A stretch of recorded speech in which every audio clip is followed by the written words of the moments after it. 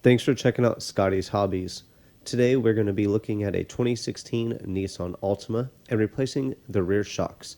This should be the same, if not very similar, for other Maxima models that will be listed in the description below.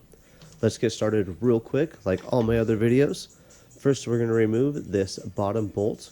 The bolt that is holding the shock on the bottom side is going to be a 18 millimeter. I'm using a 6-point socket on a 3/8 drive socket wrench to remove it. Nothing real special here. It is on kind of tight. You might need a breaker bar, but this 3/8 drive worked just fine, so probably all you need is that. This video should be pretty quick. This repair is pretty easy, and if you need any of the tools or parts shown in this video, make sure you look for a link in the description below to purchase those. Make sure you tell everybody about me. If your friends or family has a car, I probably have a video that covers that vehicle as well, or has something to do with that vehicle. Getting back to this one, remove this bottom bolt.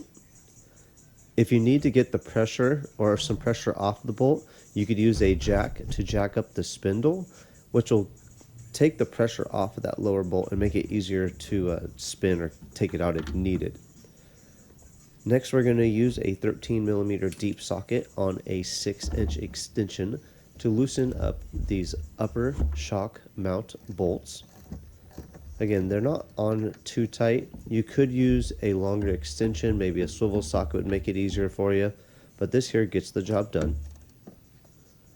Get both sides loosened up. I'm going to cheat a little bit and use my 3/8 drive zip gun to get these upper shock mount bolts off. You could use your hands if you like, but to speed up the video, I use my zip gun. If you have one, or if you don't have one, I'd highly recommend that you get one. It is very handy for automotive uses. Now that we have the upper shock mount loosened, let's go ahead and take this lower shock mount bolt off. Using that zip gun again speeds up the process by a lot. You might be able to find a link in the description below to purchase one of those as well. Don't lose the bolt when you replace your shock. It does not come with a new one, so set your bolts off to the side. Don't lose them. Take your dust cap off of the top of the shock itself. When I first pulled this out, I looked at it, I was like, uh-oh, I didn't get the right one. But look, this dust cap pops right off. With the new shock lying next to the old shock, I'm going to match everything up, make sure it looks the same. I'm going to use a 16 millimeter open end wrench and a crescent wrench to remove the top bolt on the shock. This will remove the shock mount. When you do take it off, take a look at the shock mount itself. Check that rubber boot on the top, on the bottom side. Make sure there's no cracks or like anything noticeably wrong with it. You'd hate to put this back together and figure out that the upper strut mount was bad the whole time. So make sure you take a good look at everything before you reinstall. Make sure that weather boot is nice. It's not ripped, it's not letting stuff inside. Just take a good look at everything before you put it back together. Grab the new shock and the weather boot. Again, make sure your weather boot looks good. It's not cracked. It doesn't look like it's going to fall apart anytime soon. Better replace it now if it is. Your upper shock mount, put that right on top of your weather boot. The new washer and the new bolt. When I was tightening this one up, I realized that the new bolt was actually a 15 millimeter compared to the 16 millimeter that was removed on the original shock itself. Get that all tightened up. With everything tightened up, don't forget the upper shock mount dust cover before you install everything. I reached the upper shock up into the hole and lined everything up. I should have started by installing the bottom and using the spindle to hold the weight, but being young and kind of strong, it didn't really matter to me.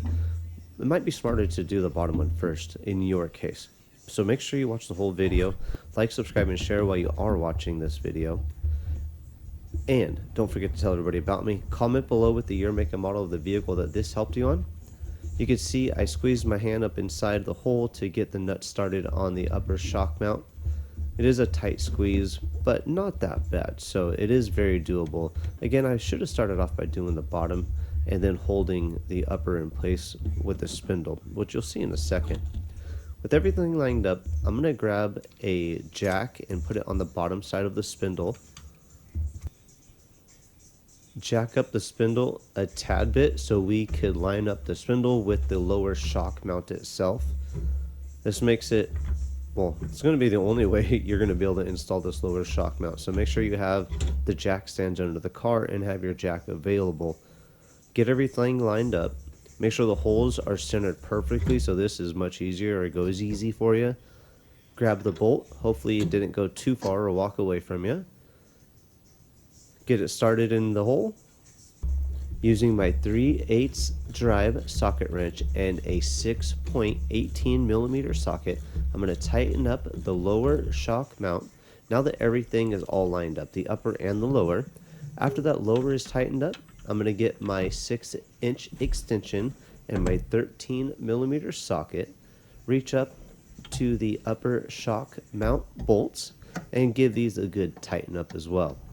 Again, you might prefer to use a longer extension or something else, but this is how I tighten it up. It isn't the only way, the best way, or the easiest way. It's just the way I did it. So hopefully this video helps you out. If it did, make sure you comment below with the year, make, model, and engine size of your vehicle. If you have any questions, make sure you leave a comment below, give me a call, shoot me an email, whatever you need to do. I'll see you on the next hopefully helpful video. Thanks for watching.